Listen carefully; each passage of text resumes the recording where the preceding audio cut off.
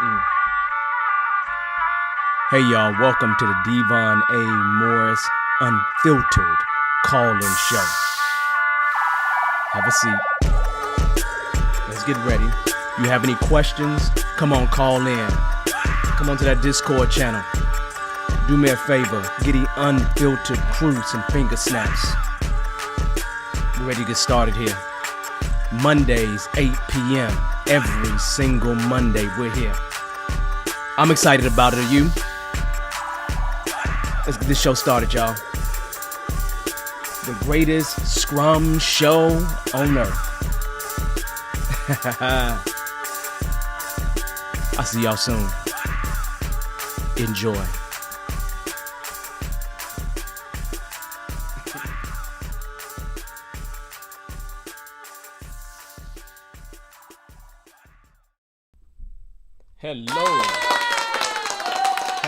Hello, everyone. Welcome to another show.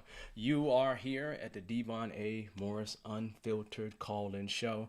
We talk about Scrum, Agile, entrepreneurship, whatever we need to talk about. So it's just a good day. It's Monday, February 8th, so welcome to the show.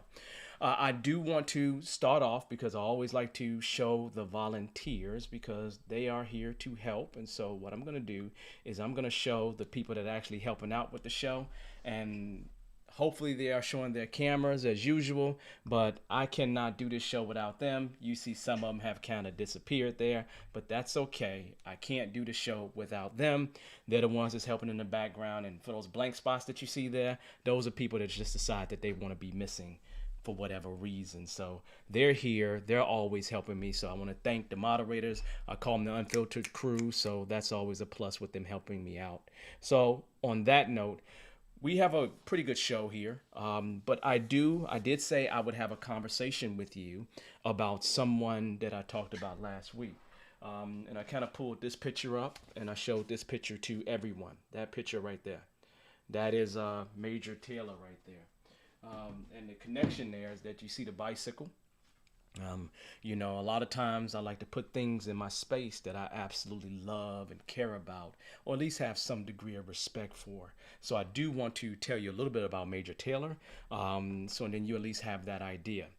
If you don't know, Major Taylor was a cycling world champion back in 1899. Let me tell you a little bit more about Major Taylor. Major, or at least Marshall Walter Major Taylor, was born on November 26, 1878, to Gilbert Taylor. He was actually a Civil War veteran, and Sophronia Taylor in Indianapolis. He received his actual first bicycle at 12 years old, and he received that first bicycle from the white family, the wealthy white family that his father actually worked for, which actually helped to spark this interest that he had in riding bikes. Taylor used that bike to become an expert trick rider, okay? And he would perform stunts and clean up at the local bike shop to actually make money. In 1892 or 1893, different websites say different things. He actually took a job as the head trainer at a bicycle shop, and that's where he met Bertie Munger, who actually owned a bicycle manufacturing shop, but he was the former high wheel bicycle racing champion, and that guy decided to coach him and train him, which turned into Major Taylor turning into a professional athlete at 18 in 1896. In 1899, 3 years later, he was the world champion. So he actually raced in Canada, and he actually became the second black athlete after a Canadian, George Dixon of Boston. I believe George Dixon was in Boston, I do believe. So he's either a Canadian or was in boxing, or he was in Boston, but he was a boxer. And he was like the first champion to win, the first black to win a major championship. Major Taylor was the second. But that 1899 is a really, really important date. In 1900, after he was removed from a few bands, he actually won the American Sprint Championship. And then, for the next 3 or 4 years, he actually raced over in Europe and Australia and other places. And then 20, 30 years later, he died in Chicago, and there's actually a grave site in Chicago. I actually bring that up because, there's something that I'd like to show you, right? Um, this thing right here. This is a kit. This is part of a kit, right? This is just the top to the kit. And you can see it says Major Taylor right there. So there's a club, Major Taylor Iron Riders, based out of New York City, who actually created this kit. You can actually see the 1899 on the back, okay? You can see that right there. And you can also see something else that is really, really important.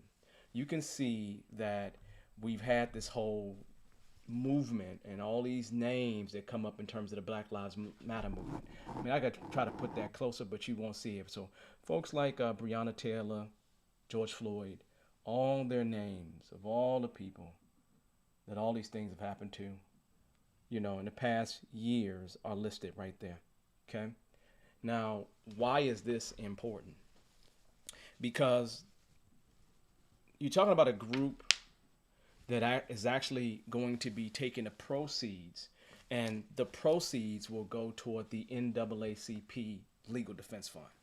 So even though we're doing, we're using this to cycle with, the great thing here is that we're able to support at least the various movements that are happening. And I know it's blocking the mic for a second there, so hopefully you hear me better, but we have that right there. So that's a good thing, and it's supporting a good cause. And I just wanted to bring that up and show that to you all, okay?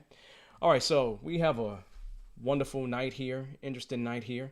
So we're going to get ourselves going and get ourselves started with our first caller. So let me go ahead and open this up, and I'm going to actually do it a little bit different today. I'm going to put them on one side of me.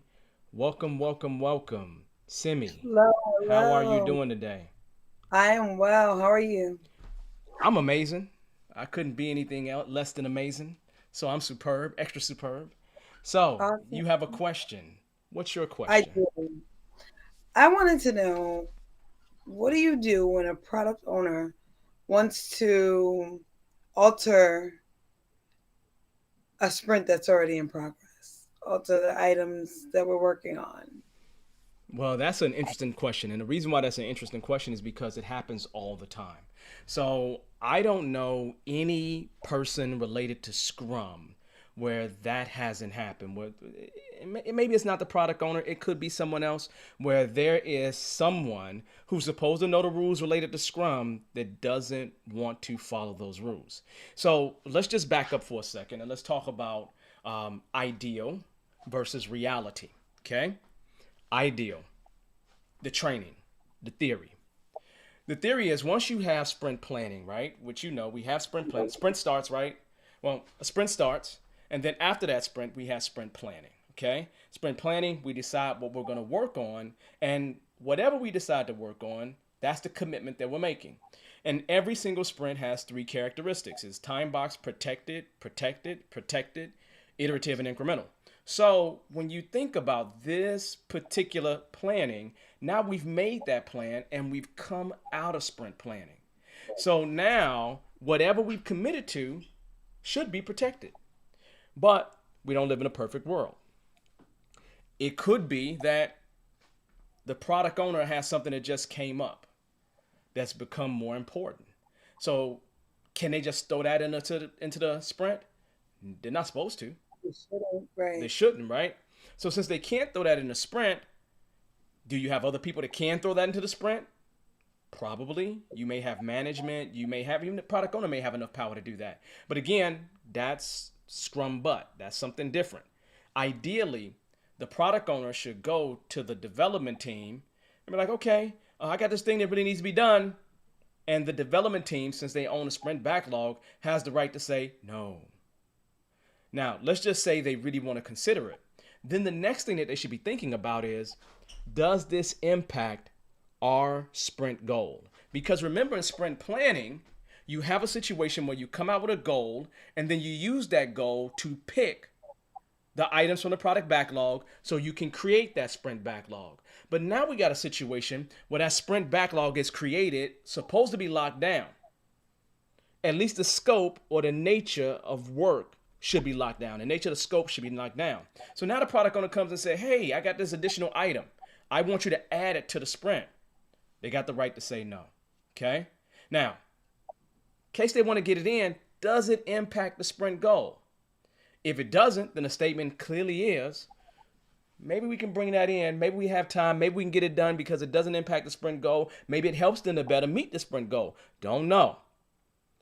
But then what if it doesn't help them meet the sprint goal? Should they be working on it? Well, ideally in Scrum, the answer to that is no. The answer to that is no. But again, what am I talking about here, Simi? I'm talking about ideal conditions. Now, could we say that the people that exist that's working in Scrum are working under ideal conditions? No. Not always. No, right? And that's the majority of the cases that they're not working in terms of ideal conditions. So what do you do? What do you do when that happens? Sometimes there's nothing you can do. The reality is, if that product owner has the political power, if that product owner doesn't have anybody that's holding them truly accountable to dictating to them, you might be in a situation where that development team is forced to bring that in.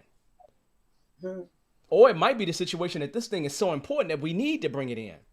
Well, another tactic that the development team can do is say, hey, you know what? Can we take this thing that you want to bring in and we got something over here that's roughly about the same value? Can we switch them? That's an option. Okay. Now, that can happen. That can work, right? If we switch them, now we've traded out like for like or equal for equal. And now then we have a different situation, right? Now we're starting to get into a pattern where we're allowing things to consistently change in our lockdown sprint. And once we start allowing things to consistently change in our lockdown sprint, we start getting into bad habits. Now, it's not only the product owner that causes this problem, right? I've worked for many, many organizations, and let's just say you have a manager. They can do the same thing. Like, if I'm the manager and most of the people that's on the development team are people that I manage, it's going to be a little harder for them to say no to me, right? It's going to be a little harder for them to say, hey, I'm not interested. I don't want that to happen. And then we're kind of stuck in a situation. But the answer truly is, it's a no-go. It's something that we should not be doing whatsoever. But again, that's ideal. Most teams are likely going to take that thing in and trade out something else. That's what a lot of teams are going to do. Now, I'll give you an example of something that I realized was a problem. So if you know that you are in a culture where things are going to change. Now, I'm going to assume that's 99% of the people out here, okay? Then maybe you want to reconsider how you plan just a little bit. So I remember for a client that I was working with years ago, they had a situation where we were starting a pilot team. Again, a pilot is, running a test ultimately. But they had a pilot team that was starting, one team starting out of 6 teams that was going to start. And I learned that they had done Scrum several times prior. And what happened when they did Scrum the several times prior is that they had constant changes happening in the sprint. This is a problem. So now I know that I'm in a culture that is used to changing things in the sprint. So it's a habit. They've created that habit. So I could say this is a cold turkey moment. Everybody, we're going to change this immediately, and this is exactly what's going to happen. But am I going to win that battle? Probably not. And if I'm not going to win that battle, what is something that I can do that may be easier, more palatable? Like I may decide to wean them off that. I may decide to wean them in a different direction. I may decide to just spoon feed them a little bit along the way to help them change their behaviors, right? So I may say to myself, okay, here's the deal. What can I do to help this situation turn into a better situation? So here's an example of what I did. And here's what you can do, and this might be helpful, and this might be helpful for everybody else as well. What if you said to yourself, remember we start the sprint, right? We start the sprint. We have sprint planning that happens, right? So we have that happens. So what if during sprint planning, you took a look at your capacity? Now, let's define capacity so we're on the same page, and you tell me if you agree with this definition. Capacity is how much time we have available to get work done during some period of time. So, for example, if you had a 2 week sprint, and assuming that you're a full time employee, it's a worker, assuming that you're working 40 hours a week, that would mean that before we take anything away, there's a 80 hours available for you to do work in reference to us. Do you agree with that definition? I do. Now, something like a holiday can take away from that, right? So that means if we had a holiday, let's just assume we had 3 days that was holidays, and that means that we go down by each one of those days. So that means I would have to pull 24 hours out of that capacity, right? And I would only have, what, 50 something, 56 hours available at that point. Okay? Does that make sense? Yes. What if we said to ourselves, hey, self, I know that this is a problem. I know it's a problem. And since I know it's a problem, what if we decided to do a 80-20 split in terms of our capacity? Where we said to ourselves, in terms of work related to the sprint, how about we take 80% of that capacity that we have? So let's just assume it's 56 hours of capacity. So let's take 80% of that capacity and let's plan for that in sprint planning. Okay? And it's buffering. And then you see where I'm going, right? You see exactly where I'm going, right? And then that other 20% is going to be buffer for people to do whatever they're going to do, right? And so now they're going to do whatever, right? So they'll come in and say, hey, I got to put this in. And then you can say, no. I'm ready for you. No, it can't come in. And then once they strong arm you, then you put it in and it's okay, right? Because you've already planned for that situation to happen. You prepared yourself for it to go down. So now since you prepared yourself, now you're raring to go. Now you're completely ready to move forward. In a situation where now the team's not stressed, right? The team's not stressed. The team was stressed before, but now they're not stressed because guess what? They got that time available, right? They get that time available, okay? And so they have what? Maybe about 10 hours available, a little bit more than 10 hours available for things that just go down. And I'm talking about each person there because that's just one person's capacity, right? If you got 5 people on your team, that's like 50 hours of time that's available for them to have things go in a wrong direction, right? See, that's what I want to be able to do. I want to be able to adjust when it's necessary for me to adjust to make sure that I'm being very helpful to the parties that exist outside of our scrum team. Because remember, our scrum team is like a little bubble. And we're trying to protect that little bubble. We're trying our best to protect that little bubble, right? But those people on the outside, even with a 2-week sprint, and a 2-week sprint is not really that long. So even with a 2-week sprint, they really feel like I need to get this in now. I need to get this in now. And that helps out. But let me tell you a secret, right? And I don't want you to tell this to anybody else.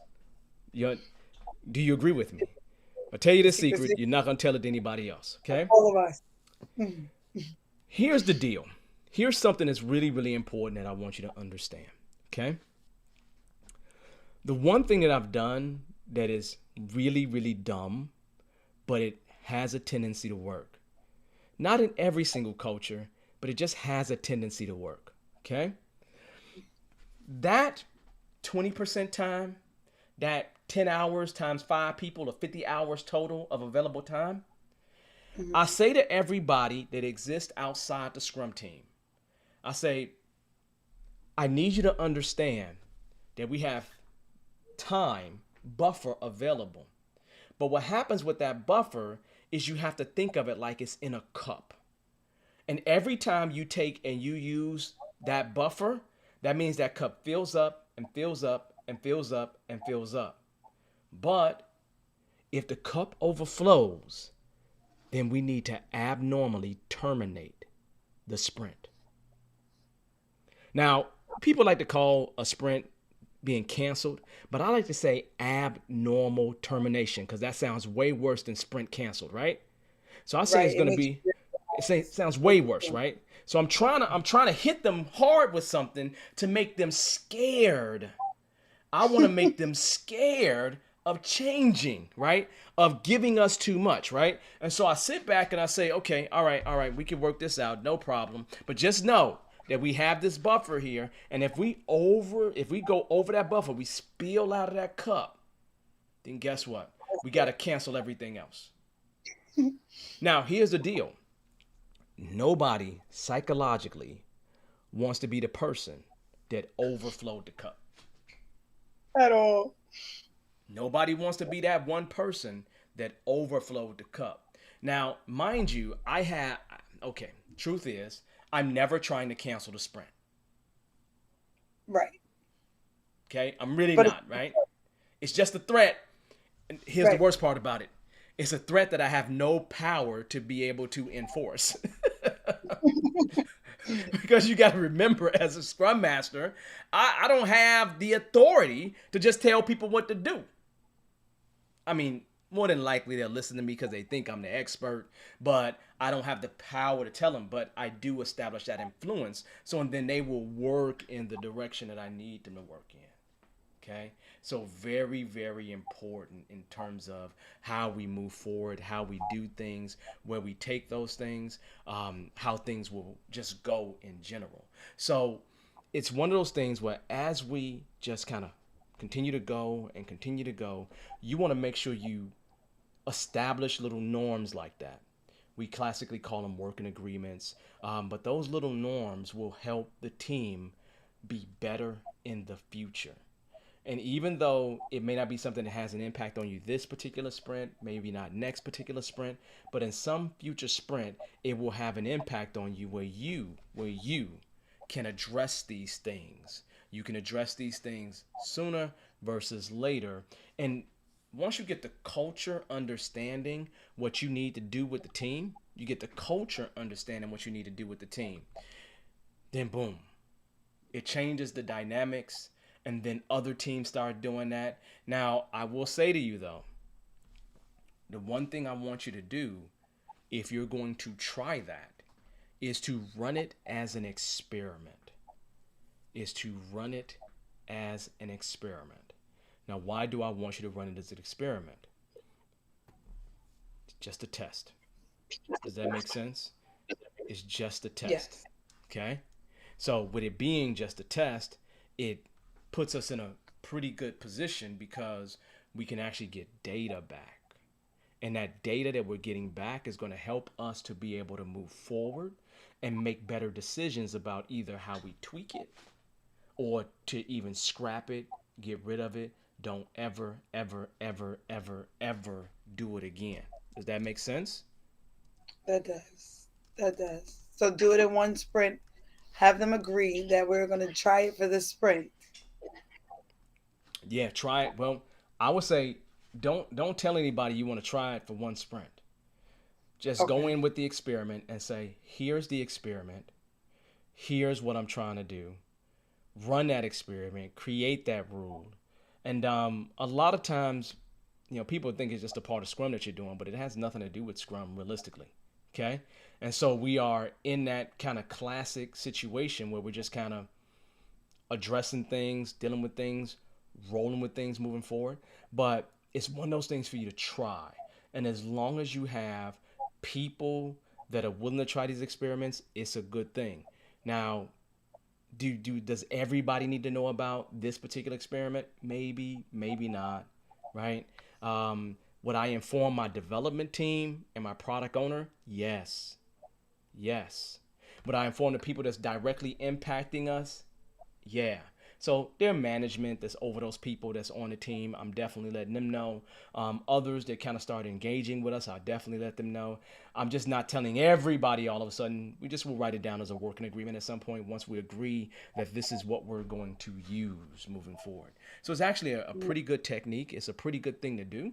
And it pretty much is what it all boils down to. So it's actually I pretty like good. that. Yeah, It sounds like it's interesting, right? It's very interesting because it takes the pressure off of you being forced into a situation where you have to say no, a hardcore no. Um, and you don't want to be yeah. in a situation with a hardcore no in a lot of cases. I'm not saying you don't need to say no. A lot of times you do need to say no because most things, I won't say most things. I'm rude by saying that. A lot of things that people bring to the table are things that are not emergencies, don't necessarily have to be worked through immediately. Okay. So to bring that stuff immediately in may not be the greatest of ideas, but sometimes it is. So you got to play it by ear, see what's best, and just run those tests. See what's happening, seeing what's going on, and you'll be good to go. But it's not only the product owner is the key statement. And for everybody out there, it's not only the product owner that one will have a problem with. Erase the name product owner. Anyone that's trying to interject into the sprint is a problem. Anyone that's trying to constantly bring things into the sprint is a problem. You take that stakeholder over there who's used to going to Jimmy the developer, specifically to them, because Jimmy is the one that always does everything for them. They specifically go and bring some stuff to them. Well, guess what they're doing? They're interrupting what the team is committed to. Then these things likely won't go on a product backlog. Nobody know that they're happening, and then next thing you know, it just turns out that way. So it's just one of those things where you got to be a little bit careful, okay? And you want to make sure that you just kind of take care of everything. But run your experiments. Run your experiments. If it doesn't work, tweak it. Try something different. Doesn't work, tweak it. Try something different. So hopefully that answers your question. That does. That does. I feel way more prepared to handle the situation. Okay. That's a good thing. That's an amazing thing. So I appreciate you calling in. Do you have any other questions? Um, I didn't want to say no right away because I have you here already, but no, I don't have any more questions today. That doesn't mean I won't, so I may call back in. Okay. Well, I appreciate it. Thank you so much, and we'll see you Thank next you. time. You have a good evening. Yeah, Okay. you too. All right. Good night. Okay. Let me change this back up. Okay, everyone. That right there is a situation that happens all the time. And it is one of those situations that you just need to get used to it happening. It is going to happen to you if you are part of any culture whatsoever. Any culture, any organization, you will run into this problem. Now, I see that there's no one else in our green room. Okay, so if anybody wants to get in, jump in on a call, you're welcome to come join us. But I don't see anyone else in our green room right now, so we will probably end the show soon. But let me talk to you about that situation and let me tell you just a little bit more. That is going to happen to you as a scrum master, as anybody that's guiding these teams. It is going to happen to you, and it's going to happen to you sooner versus later. So the advice that I just gave you is just for you to run an experiment with. I can't guarantee you that that exact thing is going to work in your culture. I can't guarantee you that someone in your organization who has political power, a lot of political power, um, will not put you into a situation where you can't use that as an example. Do what's in your best interest. Don't run around getting yourself all fired and everything because a dead scrum master is no good to anyone. That's what Ken Schwaber said to me when I actually was in his training back in '05. So just be careful. Don't get yourself eliminated immediately, and you should be good to go. So on that note, I think we're going to pack it up. We've got all the questions answered for at least this show. We will be back next week, and we will make sure we continue this wonderful journey. Other than that, I'm going to say to everyone, thank you. Have a wonderful, wonderful night.